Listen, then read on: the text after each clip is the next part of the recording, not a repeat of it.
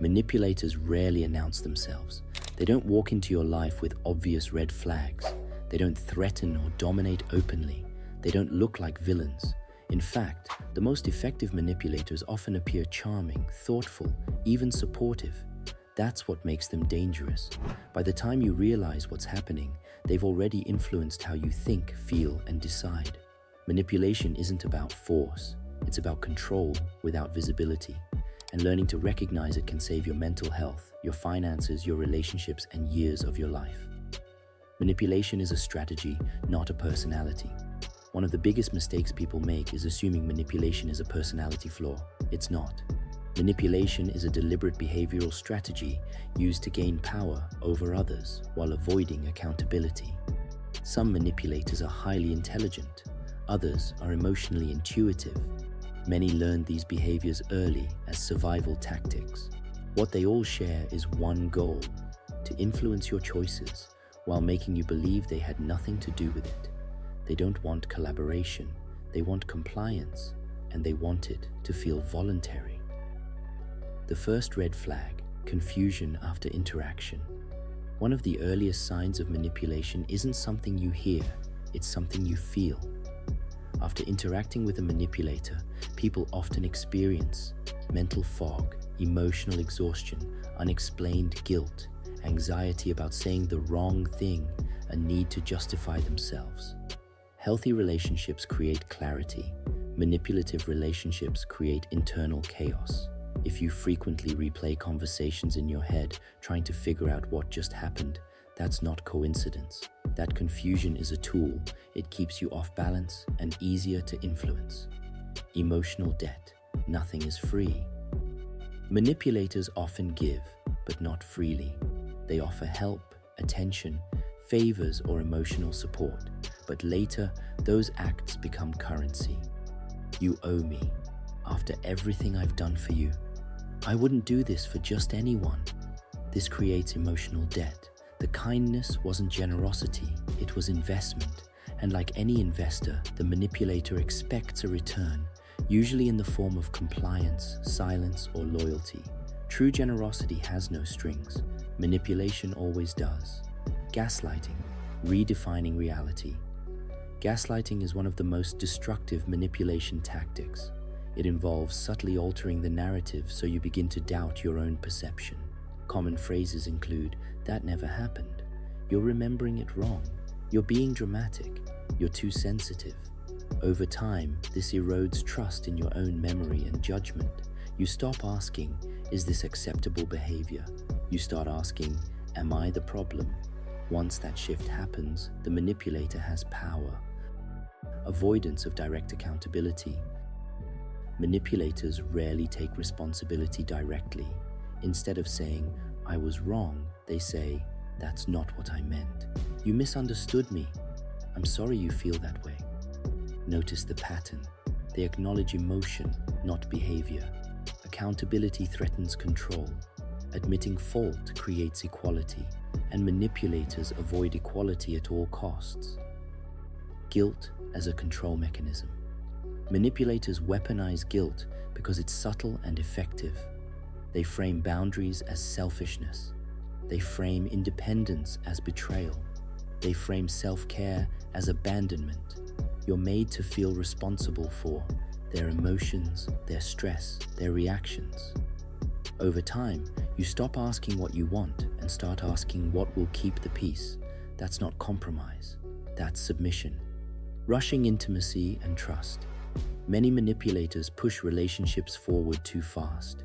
They overshare early. They demand loyalty quickly. They use phrases like, "I've never told anyone this," or "You're the only one who understands me."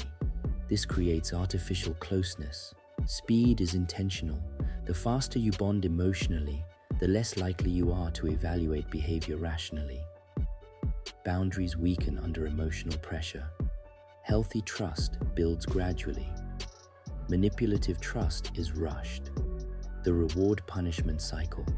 One of the most powerful manipulation tools is intermittent reinforcement. Affection one day, coldness the next, praise followed by criticism. This unpredictability creates emotional dependency. You begin adjusting your behavior to regain approval. Your focus shifts away from your needs and onto their reactions. Stability creates safety. Instability creates control. Subtle isolation.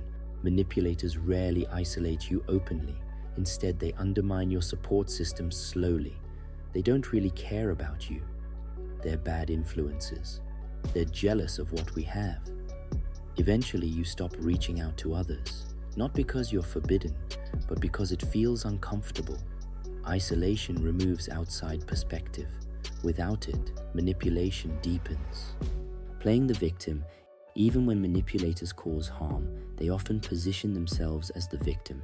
They highlight their trauma, they exaggerate their suffering, they redirect sympathy toward themselves. This makes confrontation feel cruel. You hesitate to hold them accountable because they appear fragile. Victimhood becomes armor.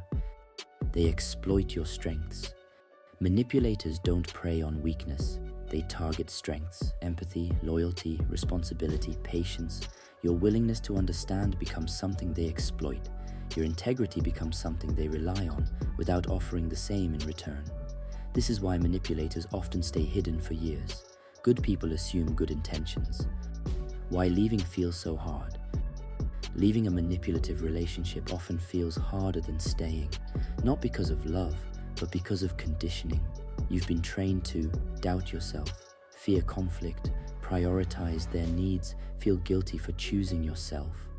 When you try to leave, guilt floods in. That guilt isn't proof you're wrong, it's proof the manipulation worked. Manipulation in professional settings. Manipulation isn't limited to personal relationships. In workplaces, manipulators take credit for others' work shift, blame quietly, create dependency, reward loyalty over competence. They frame exploitation as opportunity. Recognizing this early protects your career as much as your mental health. Influence versus manipulation. Influence respects choice. Manipulation removes it. If someone consistently pressures, confuses, or guilt trips you into decisions, that's not persuasion, that's control. How to protect yourself. Recognition alone isn't enough. You must respond differently. That means setting boundaries without over-explaining, trusting emotional discomfort as data, prioritizing consistency over charm, observing actions, not promises. Manipulators thrive on engagement. Boundaries starve their influence. Rebuilding after manipulation. Once manipulation is recognized, recovery takes time. You must rebuild trust in yourself.